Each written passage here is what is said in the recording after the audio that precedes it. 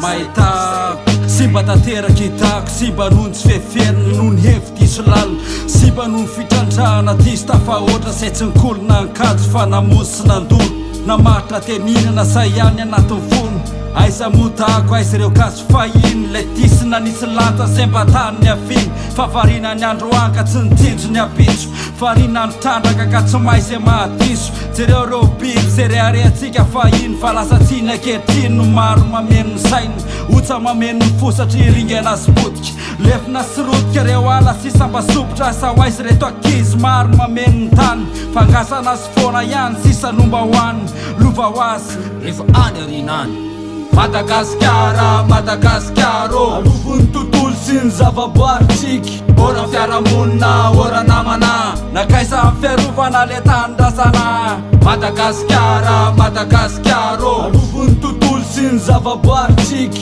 ora fiarahamonina, ora namana, nakaisa amin'ny fiarovana le tanindrazana. Vavako indro teny, vavaka ho an-tany, fa efa hita meo papana ankehitriny ny fahasimbany, andoalika ny ranombary, miapodika ny zavaboary, la rivotra melona ndray ny lasa mamparary. Maty Gasikara, mahay tany-draza, enao to miazakazaka miapodika tsy taza, ty tany natao iainana mivadika osina, tsika natao ihany ndray ny lasa nanapozina, lay tako ny anterana olova ho an'ny zanaka, no indro ankehitriny lasa loza ho an'ny tarana, taloha tonosy maintso fa misao tonosy meny, mivako misavovonety tsy hita ho jereny, anoratra an'io mba hiadivako an-tany, ny ampitso maniry mba izy voka ny teny, satria zay jerenina miovatra amin'ny toetrandro, mitaraina ny tany midanika andoro masoandro. Madagasikara, Madagasikaro, alovon'ny tontolo sy ny zavaboarintsika, ora fiarahamonina, ora namana, nakaisa amin'ny fiarovana le tanindrazana.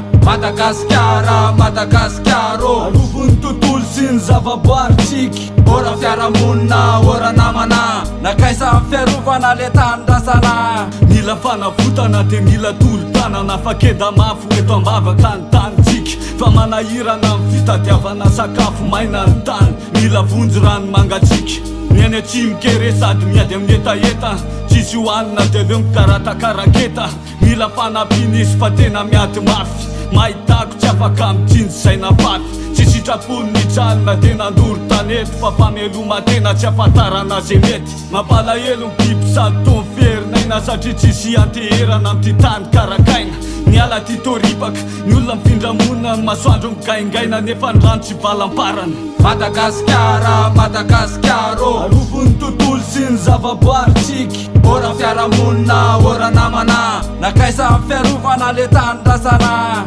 Madagasikara, Madagasikaro, alovon'ny tontolo sy ny zavaboarintsika, ora fiarahamonina, ora namana, nakaisa amin'ny fiarovana le tanindrazana.